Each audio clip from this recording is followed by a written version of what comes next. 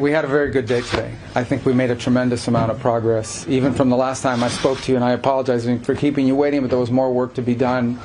You know, we began almost 3 weeks ago with a foundational document that we socialized and ran by both sides, and with input from both sides. And one of the things that happens when you've been involved in this now for 10 months is you get a pretty good sense of what the priorities and the red lines and the important issues are for both sides.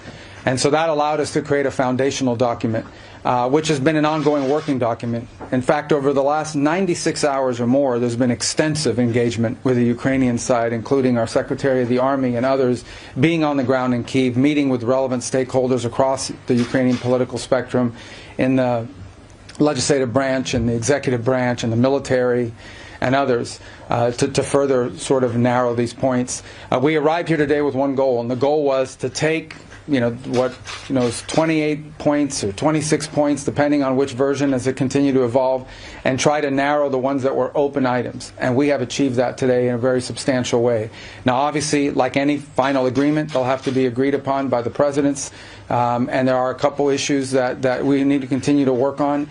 But I think the report today is that I think today was worthwhile. It was very, very. It is probably the most productive day we have had on this issue. Maybe in the entirety of our engagement, but certainly in a very long time.